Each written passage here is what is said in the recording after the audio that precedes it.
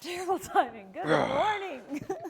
Happy Friday, Isaac. It's been a hot minute since we have been here. Last week we were at a women's camp, and Isaac has the technological savviness of a primordial, nope, that's not the word.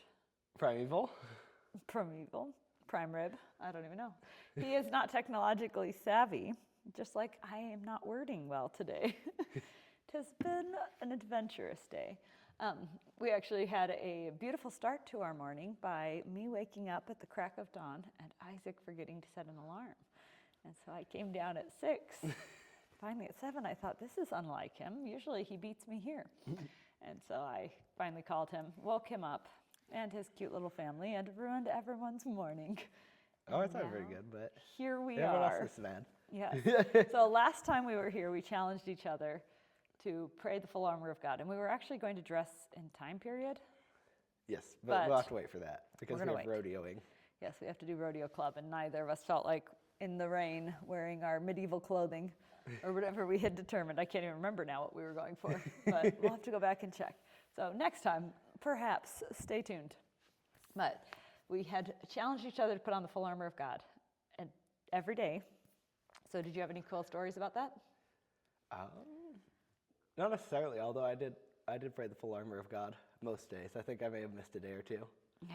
But I did do my best. Did you miss any days, do you think? I think I might have missed this morning thus far. Maybe that's why today was such chaos. Oh, but maybe. I actually did pretty good. And then the one day we had at our women's retreat, we actually had a really great women's retreat. We had, I don't know where to talk today. I feel like my brain has given up on, I've given up the ghost of functioning. One of the days we had a prayer time, and when we went over there, we wrapped it up with praying the full armor of God. Oh, and nice. then it ended up tying into the service that night. So it was actually super cool.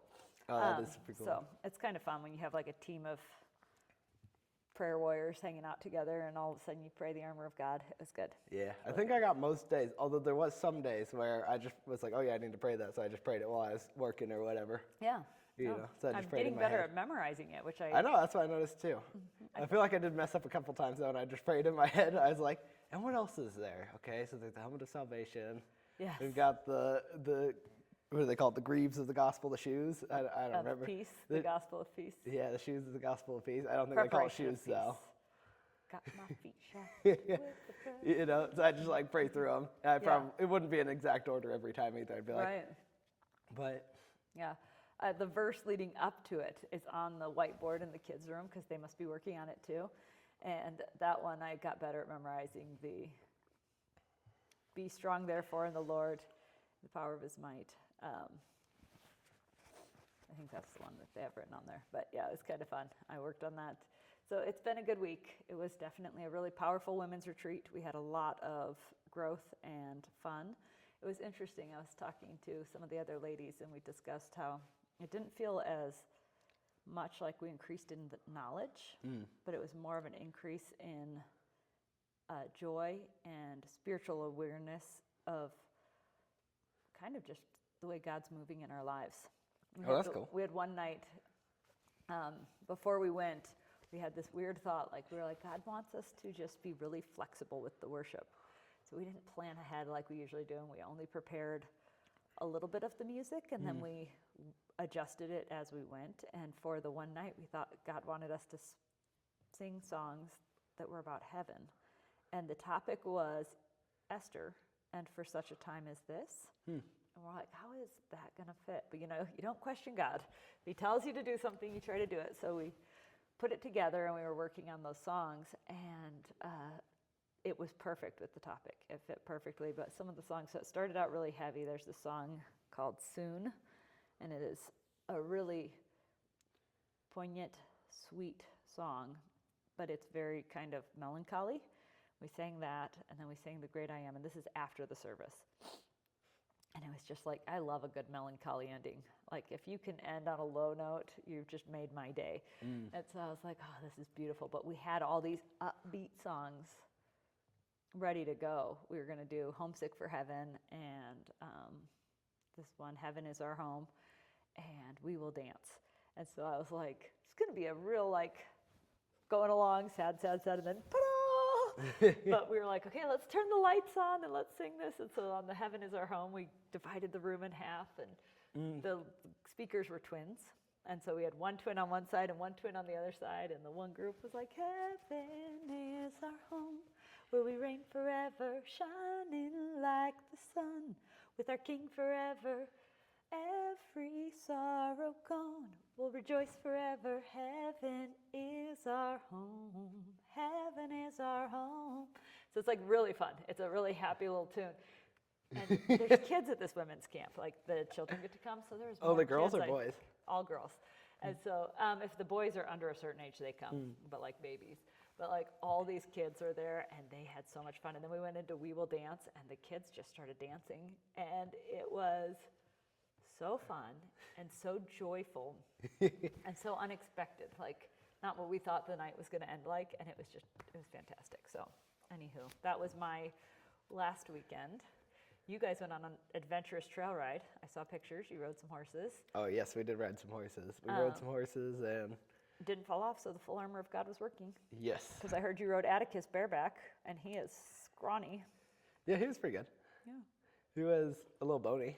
He's a little bony, and If you're he's an Arabian, so he's not a thick horse. Like we have horses that if you ride bareback, they're more like a luxury couch. He's not that. Yeah, that is true. And he also is a bit of a dingbat with his like trails. He just is like, oh, let's just go straight down the mountain. Let's not do a smart trail. Let's just see how fast we can die. Yeah, he was pretty good though, mostly. Oh, good. Well, splendid. I was able to keep him managed at least. Fantastic. Yeah, so it looks like we all had very crazy fun weeks. Yeah. And we were going to jump into a brief talk of chivalry this morning. Yes. Because we have Rodeo Club, like we mentioned. Rodeo Club. Where running terribly, terribly late. On our podcast or on Rodeo Club? For our podcast. Rodeo Yes. Club, we're here super early. No, I know. I was just making sure that everyone knew. Because I assumed that some people would imply you're talking about the Rodeo Club. Perfect. All right. All right. Are we ready? So, what are we reading today, Mama? You said we were reading C.S. Lewis, correct? Yes, we're reading C.S. Lewis. I was We're trying to reading find it. The Necessity of Chivalry.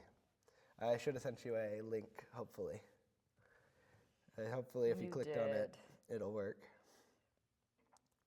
All right. Should I start reading while you look for it, or what would you like? Yeah, start reading. Or maybe I'll talk about my paper while you find it. So I've been working on a paper, and this article here was actually quite useful to me. So what I've been looking at is what might be called the diverse excellence of David's life. And that would be, for example, David is a warrior, right? Mm-hmm. But he's also he's also quite humble. You'll see that very often in his life. He's very humble, and he's a poet and a musician. Right. And he has all these different elements to his life that, but he has this very tender kind of side. You look at his friendship with Jonathan, which is very much not the modern, maybe not even modern, but like the Roman sort of like Stoic ideal of friendship. It is a much more close, kind of loving relationship. So there's this very tender side to David, while at the same time there's also this very strong warrior side that exists in David. And I think that this is kind of interesting. And when you draw it out, you look at somebody like Jesus, who, in a lot of ways, David is the precursor to Jesus, because Jesus plays the role as the greater of a lot of different figures in the New Testament, and one of them especially is David. Mm-hmm. You read in the New Testament that Jesus is on the throne of David, and you have all these different kind of parallels. David was a shepherd. Jesus is the shepherd of us. I am the good shepherd dialogue, kind of. Yeah. And there's also a spot in the Old Testament where David is called the shepherd of Israel. Mm-hmm. So, David kind of plays the shepherding role that Jesus plays in a much greater sense in the New Testament. Right. So you kind of have all these parallels where Jesus carries it forward even further, and in a perfect way. You have the sense where David's a king, but he also plays the role as priest. Remember when he puts on the ephod? Mm-hmm. That's really interesting, because later you hear that, Jesus is the priest king, the eternal priest king, though. Right. Because David's kingdom is, not eternal, but in some sense it's going to last forever through Christ. Mm-hmm. And then of course the first of the great priest kings is Melchizedek. He's the first of this kind of image of a priest and a king. Then you have David, and then you have Jesus, and Jesus is the fulfiller of that. Mm-hmm. which is kind of interesting. But you have this parallel of Jesus coming in his triumphal entry when he comes in on a donkey, right? Yeah. He comes lowly and meek, riding on a donkey. Right. You know, he gets cheered in as the king of Israel, where he's then crucified. You know, it's a sign of ultimate weakness in some sense, but also ultimate strength, Yep. right? But you have the sense where Christ is coming in on a donkey. But then you look in the book of Revelation, and what does Jesus ride in on? He rides in on a horse, right? He rides in as a warrior. Yep. So he comes in, he's both meek and humble and a warrior, you know what I mean? Yep. In the last days. So you see this kind of, I wish I knew the exact term that Jonathan Edwards uses, but he calls it like a diverse conjunction of adverse qualities or something along that nature. Oh, that's a neat. It's really long in his work, The Excellency of Christ, which is a really good sermon. And he draws that from, I believe it's around Revelation 5, where he talks about how that part shows Jesus is both the lion and the lamb. Right, so you have this imagery of Jesus being both a lamb and a lion, which is, it's like opposites in some sense. Right. And Jesus in himself contains both. He's both the eternal God and dying on a cross, in a mortal body. And Christ is the ultimate example of this, but David really also has this quality of these two different sides to him, which I think is really interesting. And when I was reading this article by C.S. Lewis, I realized that the essence of chivalry to C.S. Lewis is this diverse quality of both meekness and humbleness and immense strength. And that's why I thought this would be an interesting article to read over. Right. Well, and it's an interesting topic to dwell on, too, because I know your heart has gone a lot into, we have pulled the meek, humble so prominent in our society right now that we're stripping men of this understanding of strength as a virtue. And so I like that this actually merges the two because, quite frankly, if you really think about it, strength without any humility would just be brutality. Yep. And I really think that is the problem, though, because on the one side, society has stripped men in a lot of ways. But then I think there's also a lot of backlash movements that go much too far, and they go to barbarism. Right. Instead of to proper, actual, masculine, chivalrous strengths, they are, Yeah. It gets to the point of barbarity. No, I Which agree. is the problem. I mean, there's all sorts of movements. You look at something like the Mohammedans, that's very much a strong religion, but it's a barbarous religion. Right. It's the only religion I think that puts that in perfect balance is the Christian religion, of both meekness and strength. Yep. And then there's all sorts of movements, like if you look online, a lot of people know, I'd be surprised if you knew, but there's all the red pill kind of guys, which is... Is that like a Matrix reference? Yeah, it's like a Matrix reference if you are into kind of the internet culture a little bit. I try to avoid it as much as I can. But there's all these guys who are these pickup artists, and they're get as many women as you can and drive supercars and get rich and, all this. And they try to sell you their course so that they can get themselves rich and you can, a pyramid scheme. It's basically often like a pyramid scheme where they're if you buy my thing, then you'll get a bunch of women and you'll have a big mansion and a supercar and you'll have big muscles. And it's like the SpongeBob episode where he buys the fake muscles. Yeah, exactly. But then they're useless to him. But, I think that's on the side of barbarism. Yeah. So you have this imbalance of qualities where, either way is pretty easy to have exist. It's easy to be barbarous, you know what I mean? And it's easy to be weak. But what's really hard is to be both meek and strong. Yeah. Yep. A juxtaposition for sure. All right. Should we start reading? Yes. Okay. Do you want to read or do you want me to read? You're usually the better reader, but I don't mind reading. How about I read and you pause me where you would like to? All right, sounds good. It's called The Necessity of Chivalry. The word chivalry has meant at different times a good many different things, from heavy cavalry to giving a woman a seat in a train. But if we want to understand chivalry as an ideal distinct from other ideals, if we want to isolate that particular conception, the man, cum il faut, which was the special contribution of the Middle Ages to our culture, we cannot do better than to turn to the words addressed to the greatest of all the imaginary knights in Malory's Morte d'Arthur. Thou wert the meekest man, says Sir Ector to the dead Launcelot. Thou wert the meekest man that ever ate in the hall among ladies, and thou wert the sternest knight to thy mortal foe that ever put a spear in the rest. Keep going. Sure, if we want to. Unless there's something No. that you want to pause on there. No. I'll keep reading. The important thing about this ideal is, of course, the double demand it makes on human nature. The knight is a man of blood and iron, a man familiar with the sight of smashed faces and the ragged stumps of lopped off limbs. He is also a Let's pause there for a second. That's Okay. kind of an interesting point. So C.S. Lewis, if you didn't know, fought in the trenches of World War I. And I believe he wrote one poem about it. And it is interesting, though, that he talks about, the sight of blood and all Right. that kind of stuff. But he wrote a poem once about World War I, which isn't very commonly read. But it basically talks about the smashed little bugmen. Oh, Which, interesting. but, it's a sight of seeing people are basically squished, like crushed to death. Yeah. And it must have been I couldn't imagine the terribleness of fighting in World War I. Yeah. I think any of the wars. There's so much destruction, but I do think there's something particularly, I don't know what the right term is, but when it was more hand-to-hand combat. I think it's so much easier to push a button and destroy your enemy from afar. And I think there's something, to coin a phrase, more chivalrous about a battle that takes place where you can see your opponent in the face. Yes, I would agree with that. Interestingly enough, a lot of knights would have felt that archers were kind of cowards. And of course, in reality, though, it's impossible to do otherwise in the modern day. Oh, yeah. But because obviously, when you have to fight wars, you have to fight wars, and you can't, decide that you're going to be a man-at-arms and wear your armor and a sword and ride a horse Right. and get gunned down by machine guns. Right. No. So you do have to balance it, but it is unfortunate because I agree there is something lost in the nobility and the honor of combat when you fight so far away. On the humanity of it. And the humanity. It always pains me the idea of the long distance artillery barrage, that blows up a bunch of great soldiers.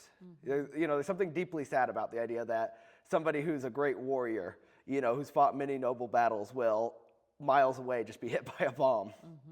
And then it also kind of pains me, like if you ever watch the videos of, military combat, especially in like Russia and Ukraine, where you see them like bringing in drones and taking out these soldiers in no Right. man's land. And it's like, it's kind of hard to watch those kind of things. And you're like, that's really unfortunate when you have, these soldiers. Of course, it's necessary because that's what the other side does. Yeah. There's nothing you can really do about it. But it is unfortunate because it seems very distant and cold. It almost feels like a cold, sterile, like dentist's office or something kind of warfare. It's very distant from the kind of ideal romance of something like the Iliad. Right. The romance of war seems very stripped from combat like that. Right. And in some sense, I think that the idea of the romance of war is an ideal that I think it is very real. I think a lot of people ignore that. And then I think there's also the other side where people ignore the reality of the brutality of war. Right. I think both sides exist in combat. I agree. And that's somebody I'm saying this is who hasn't experienced combat, but a lot of my family has. Right.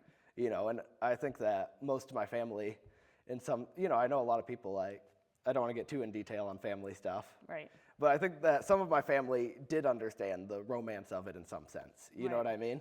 While also probably understanding the brutality of it.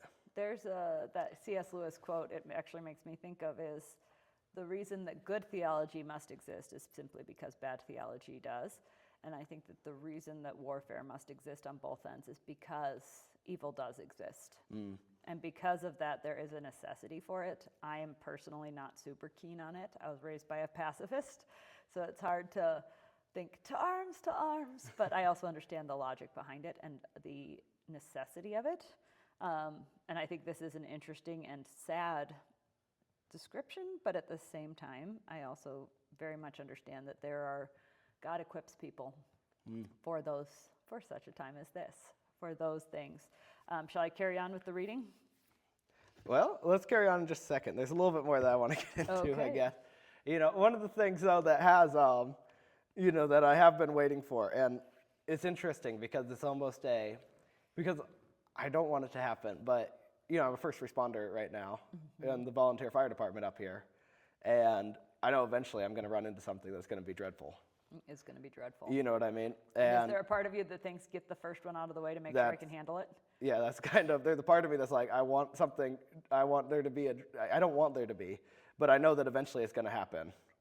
You know, there's a part of me that's like, I want to get it out of the way. Working emergency medicine, there are certain things that you never unsee and you never unthink. And it's usually children. Mm-hmm. It's That usually when is, children are involved. Those are the ones that I am not excited break about. people. That's going to, It's hard. It yeah, is I know tough. recently there unfortunately was an accident with children involved. You guys up missed here. that one. Yeah. There was one of the ladies that spoke at our women's camp. That runs the women's camp. She spoke a few years ago, and she was a first responder and talked about some of her harder times. And even years later, the tears are still there. Like, I don't think there's certain things God intends for us to have to. It's not part of perfect plan. It's part of the fallen portion of our world, I believe. But I think that's going to be hard. It is going to be a moment where you can decide.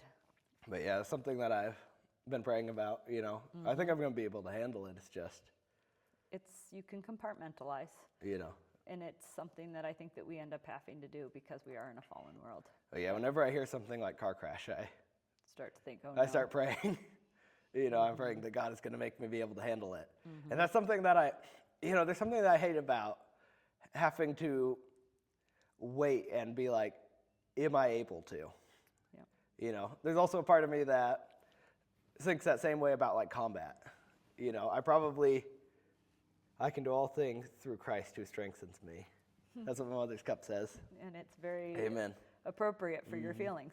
It is one of But those there's things. also a part of me that, because I've had a family who had, you know, a seasoned military history, it's always made me think, could I handle combat like my family did? You know, it's kind of one of those things that's hard to, you know, there's a part of me that's like, I wish that I could experience it just to prove to myself. Like, I don't know what it is that calls into you, that says, I want to experience something horrible because I want to know that I'm able to do it. Yeah. You know, I think I don't that think might everyone actually has be that. right, though, too. But that is a powerful quote. Yeah, it's a verse. You know, that's I can really do all true. things through Christ who strengthens me. You know, I have to start. Maybe I should pray on that and see. You know, maybe that will take away my. Because I don't want to have that happen. You know what I mean? It's But very understandable to actually There's have something that that like desire. I know that there's a lot of that kind of stuff that I'm going to probably have to experience in my life, especially with the kind of life that I live. And I want to be. I just don't know what it is. I read a biography of General Patterson, and you know, the guy who was writing it talked about in some of his journal entries, especially when he was younger, how he also dealt with the challenge of, will I be able to actually face combat bravely? Right. You know, but it is interesting. What is that? Monty Python. He bravely ran away. Brave, brave, brave, brave Sir Robin. You never know till you get there. I do not think, knowing you, that you would run away from a dangerous situation. I think No, you I don't would think- move towards it. Yeah, I don't think so. A lot of times the struggle remains more in the post of carrying it with you or being willing to turn it over to God. Yeah, That is no, the I hardest agree. part. I think that's going to be a hard part And that too. is what I would pray to prepare for. Because I do think that I'll be able to handle it. I've never had any issue with any of the calls that we've been on, although none of them have been overly dangerous by Difficult. any means. I mean, there's been a little bit of people injured and stuff, but nothing Right. serious, of course. You know, and then obviously the fires were a bit exciting mostly. They weren't Right. really overly scary. Right. And, you know, I've never had any challenges in sports, although, you know, I played high contact physical sports like football and rugby, you know, and sometimes I was facing up against giant Samoan kids who were 3 times my size and Yeah. Oftentimes whooped you were. me Yeah. pretty good. So But I'm not terribly worried about your ability to sarge into danger. I hope so. But there's still a part of me that Wonders. wonders. Well, You know, although I don't find it likely. You know, I've never had much fear with hunting either, being close up with big animals that are dangerous. right. All right, shall we carry on now? Yes, let's carry on to the other Because half. we have 25 minutes till children arrive. Oh, good. All right, are we ready? Where was I? Aha! He's familiar with the sight of smashed faces and ragged stumps of lobbed off limbs. He is also a demure, almost a maiden-like guest in the hall, a gentle, modest, unobtrusive man. He is not a compromise or happy mean between ferocity and meekness. He is fierce to the nth and meek to the nth. When Lancelot heard himself pronounced the best knight in the world, he wept as he had been a child that had been beaten. What, you may ask, is the relevance of this ideal to the modern world? It's terribly Should we talk about meekness for a minute there first, do you think? Relevance. That's Relevance, yes. Hang on, yes, go backwards because then I can fix my misspoken word. Oh, sounds good. But yeah, so then the other side, not the opposite side, but the other side of it is meekness. And what's interesting about this is that meekness and strength aren't opposite sides of like a spectrum in this, kind of sense, and although in some sense they also are. But it's not as though you can only exist on the meek end of the spectrum or on the strong end of the spectrum. They're both separate categories that can almost be built up, although they are on opposite sides. It almost feels like. That's kind of interesting. And I think that this really is the most admirable kind of man, is the man who holds on to both. And a lot of the figures that I've admired the most, and I never understood why, I think it is this diverse quality that exists in them. One of my favorite historical figures, one of my favorite heroes is Theodore Roosevelt. And I think Theodore Roosevelt is also a great example of this two-sided meekness and strength. Teddy Roosevelt's the kind of guy who was he wore spectacles, he was an author, he worked in the political arena, which can be strong, although in a lot of ways it's, often on the meeker side. Right. As kind of work. Well, at the same time, he also charged up San Juan Hill. He was a war hero. Right. He was a cowboy out in the Wild West. He rode and broke wild horses. He hunted bears and, all these different kind of creatures. And he lived a very, very interesting life. But he seems like the kind of figure who had both sides to him. He had this very gentlemanly sort of quality when you read his works. I think one of his chapters in his autobiography, which is called Indoors and Outdoors, is really interesting because there's large sections where he talks about the joys of, he talks about the joys of listening to the different songbirds outdoors and reading the great books and all those sorts of things. Yeah. And then he also gets into his love of guns and wild horses and stuff like that. And in earlier chapters, in The Vigor of Life, that's the chapter name in his autobiography, he talks about how to basically stand your ground against charging animals. And he talks about his experience standing his ground against charging lions and a charging grizzly bear. Yeah. And charging rhinos and basically everything you can think of. Yeah. It's like, that's a really interesting life. And that's something that I always found interesting about his book, is that whenever I read his autobiography, I find myself drawn to both more masculine strength and more gentle meekness at the same time. Yeah, that's cool. I'm trying to find the poem by Robert Frost, If. Oh, yes. Was it Robert Frost or is that the name of the guy? Is it Robert Frost or Robert Service? I feel like, I don't think it's Robert Frost though. Yes, I know that one. That's actually that's a great poem. He wrote it because of a some British guy who decided to go and fight I can't remember the exact history, but he wrote it about this one British guy's life, and he decided that he was going to go conquer some land for the crown. Right, so he just basically grabbed up a band and an army to go fight this other country at random without permission from the government. Yes. To just go conquer land for the crown. Well, he wound up losing, it seems like. Oh, gosh. And then when he came back, he was it's arrested. Rudyard Kipling. Yes, that's right. Yep, sorry. Rudyard Kipling. I wanted to read it as we're talking about men. So finish your story, and then I'll read it to you. Oh, I don't know where I was going. So I he think ended that's up perfect. losing. Oh, yeah, so he ended up losing, going to jail. And so, it seems like he was doing pretty well. He gathered up an army, but now he's lost in the battle and is now imprisoned. Oh, heavens. And then from that point forward, he gets out of prison and regains titles and nobility. Oh. And becomes, Yeah. a rather noble figure. So it's kind of an interesting story. That's awesome. Yeah, this reminds me of... And he wrote it to his son, who died in World War I or World War II, maybe? It says, if you can keep your head when all about you are losing theirs and blaming it on you, if you can trust yourself when all men doubt you, but make allowance for their doubting too, if you can wait and not be tired by waiting or being lied about, Maybe I Don't should turn that deal off. in lies. Or being hated, don't give way to hating. And yet, don't look too good nor talk too wise. If you can dream and not make dreams your master, if you can think and not make thoughts your aim, if you can meet with triumph and disaster and treat those two impostors just the same, if you can bear to hear the truth you've spoken, twisted by knaves to make a trap for fools, or watch the things you gave your life to broken and stoop and build them up with worn-out tools, if you can make one heap of all your winnings and risk it all in one turn of pitch and toss, and lose and start again at your beginnings and never breathe a word about your loss, if you can force your heart and nerve and sinew to serve your turn long after they're gone, and so hold on when there's nothing in you except the will which says to them, hold on.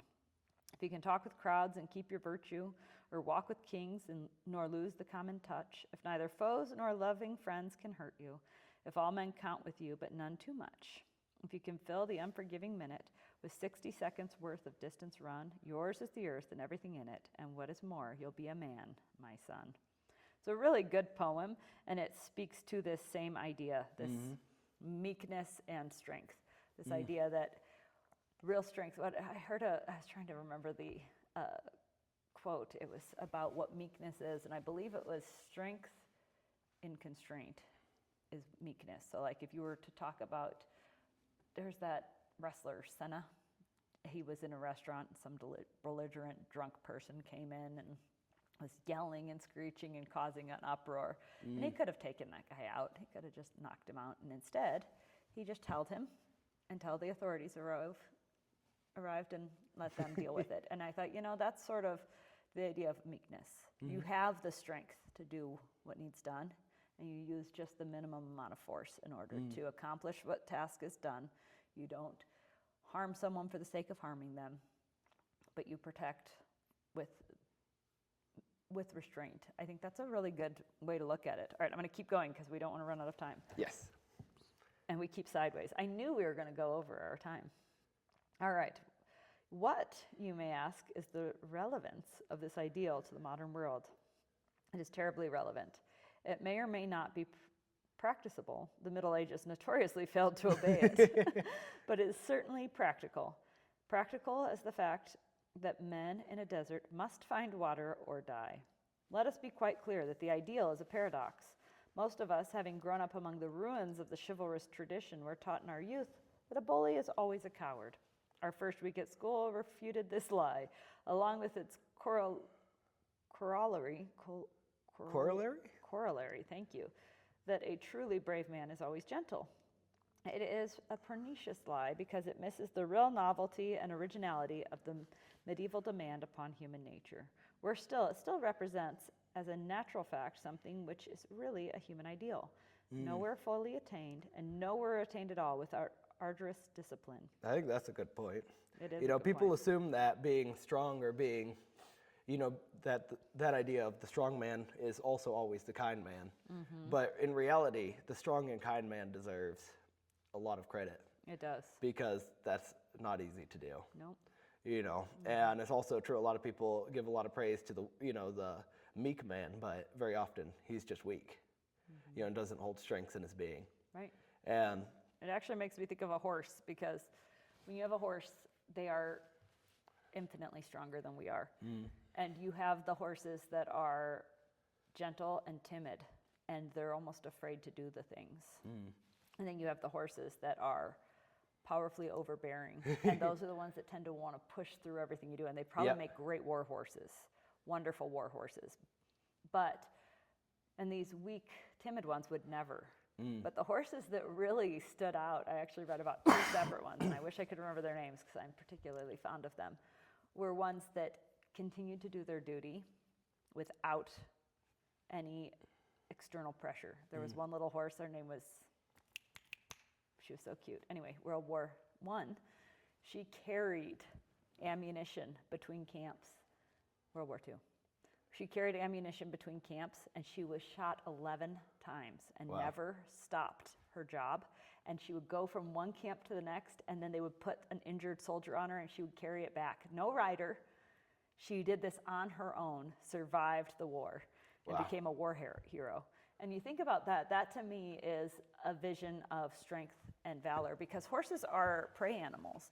And so they are naturally Scared. timid. Yep. They're naturally should be afraid to be hurt. But that horse had so much heart and courage that in spite of the fact that her natural instinct was fear, she wasn't aggressive. She didn't go out and fight back. She just did her due diligence and did her job repeatedly, saving countless humans, hundreds of people, and carrying ammunition and supplies behind enemy lines alone. It blows my mind when I think about that. So, all right, are you ready for me to carry on? Yes. Okay. It is refuted by history and experience.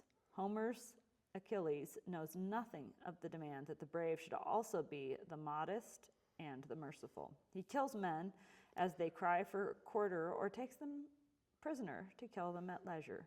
The heroes of the sagas know nothing of it. They are as stern to inflict as they are stubborn to endure. Attila had a custom of fiercely rolling his eyes as if he wished to enjoy the terror which he inspired. Even the Romans, when gallant enemies fell into their hands, led them through the streets for show and cut their throats in the cellars when the show was over. At school, we found that the hero of the first 15 might well be a noisy, arrogant, overbearing bully. In the last war, we often found that the man who was the invaluable in a show was a man for whom in peacetime we could not easily find room except in Dartmoor. Such is heroism by nature, heroism outside the chivalrous tradition. That actually makes me think of White Christmas, when they sing the song, "What can you do with a general? He stopped being a general. Oh, what do you do with a general who's retired?" It's all about how when they are at the war, they have this great, they're so lofty and everyone looks up to them, and then they go home and they are kind of put on a back burner, they're nothing anymore. And it is really interesting, though. I feel like it'd be difficult to imagine the people who returned from, let's say, something like World War II. Yeah. Where, because you look at something like the Vietnam War, and a lot of them were unfortunately very disrespected. Yeah. Which is very different from coming home as a hero. Right.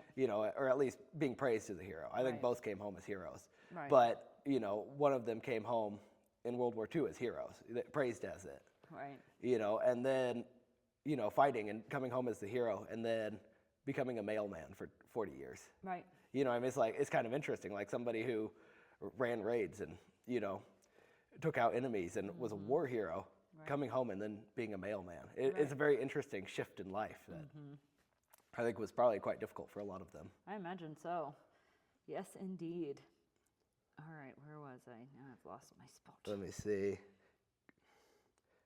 Is the nature of heroism outside of the chivalrous tradition? Perfect. The medieval idea brought together two things which have no natural tendency to gravitate towards one another.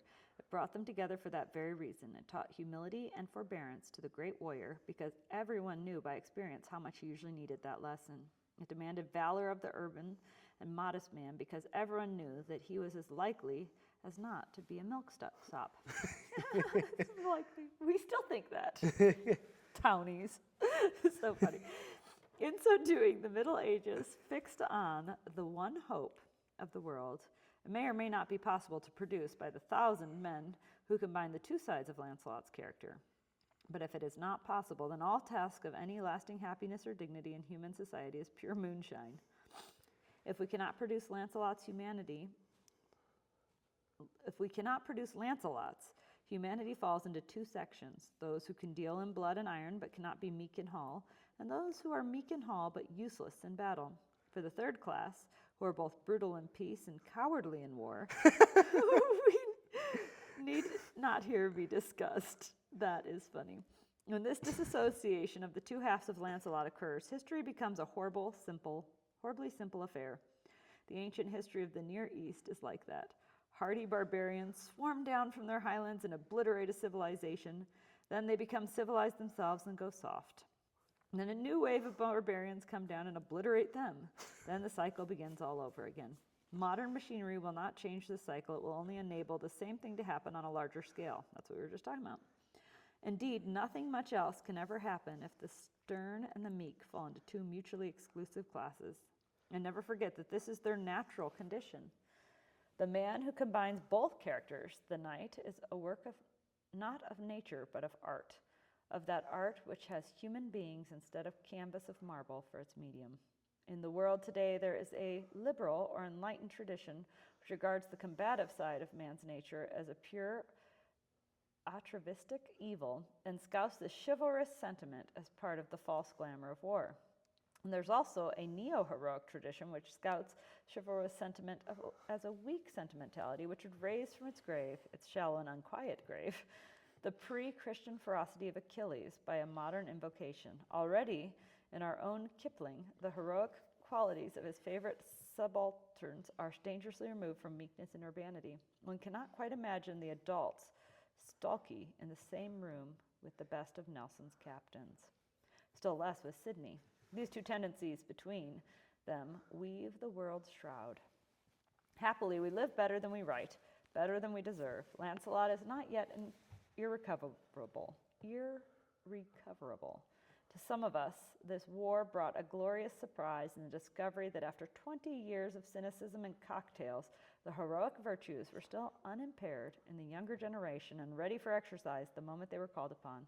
Yet, with this sternness, there is much meekness. From all I hear, the young pilots in the RAF, to whom we owe our life from hour to hour, are not less but more urbane and modest than all the 1915 model. In short, there is still life in the tradition which the Middle Ages inaugurated, but the maintenance of that life depends in part on knowing that the knightly character is art, not nature, something that needs to be achieved, not something that can be relied upon to happen. And this knowledge is especially necessary as we grow more democratic. In previous centuries, the vestiges of chivalry were kept alive by a specialized class, from whom they spread to other classes, partly by imitation and partly by coercion. Now it seems that people must either be chivalrous on its own resources, or else choose between the two remaining alternatives of brutality and softness. This is indeed part of the general problem of a classless society, which is too seldom mentioned. Will its ethos be a synthesis of what was best in all the classes, or a mere pool, with the sediment of all and the virtues of none? Whew, that's harsh. But that is too large a subject for the fag end of an article. My theme is chivalry. I have tried to show that this old tradition is practical and vital. The ideal embodied in Lancelot is escapism, in a sense never dreamed of by those who use that word. It offers the only possible escape from a world divided between wolves who do not understand and sheep who cannot defend the things which make life desirable. There was, to be sure, a rumor in the last century that wolves would gradually become extinct by some natural process, but this seems to have been an exaggeration. Interestingly, we have continued to think that the wolves shall become extinct, and then we reintroduce them and wreak havoc on our own societies, as if we know better than God. Isn't that ironic? Yeah. That is a great article, Isaac. Thank you for bringing it to our attention today. Oh, yeah. So there you go. Comment in, or whatever people do on these online forums, and tell us what your thoughts are. Chivalry as meekness and strength in combination as opposed to one or the other. I think that's a really neat idea. And I'm excited to see where that goes for your own personal life, because I believe this is directed specifically towards men. Like, I don't think that chivalry was designed for women. No, I don't think so. In the medieval really. times or now. I think that this is specifically for men, but I do think as women you could encourage and applaud it where you see it. Because let's face it, men need to be encouraged. It's actually, I think, an inner need. I think there's a reason that the Bible says, wives, respect your husbands, and that husbands are supposed to love their wives. I think that being respected and held in esteem is part of the way God designed men. And so I think that that's something we can do. But from your perspective, how's the way that you can channel this in your thoughts? Well, there's one thing, I'll get into that in a second, but there's one thing I also wanted to. Oh, yes. I can get over in 6 minutes.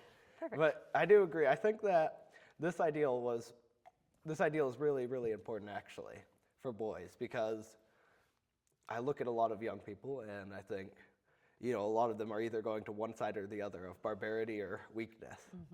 And I think that they need to have this center ideal to be aspired to. It's a very difficult ideal. Right. But I think that it is the ideal that should be installed in some sense into young people. Right. And I don't know how it could be done. I think perhaps the church would be one of the best institutions for it. But I think that there is this importance in teaching boys to be, because I feel like there's one side where there's people who only want to push boys to be strong. Right. There's, how would you explain it? There's the side where you just like push the kid into strength, and just, have him go play football, have him go, Right. fight and go do whatever he wants. You think of the old dad who just basically doesn't care. Maybe Right. he's a widower, his wife isn't home. Right. Maybe he's a bit of a drunkard and he just said, he wants his son to be tough, which is a good virtue actually. Right. It's right that he should want his son to be tough. Like, but then he doesn't. The Johnny Cash song, A Boy Named Sue. Exactly, and that's not even the opposite side where the father's gone. But yeah, that's exactly right. He said, it's I only the want tough you to be side. Tough or Die. Yep. It's that all make your son tough kind of mentality where you don't teach him meekness or kindness. And then there's the other side, the very kind of liberal side. It's very commonly pushed, especially recently. You look at something like a Gillette commercial. Right. And it's this very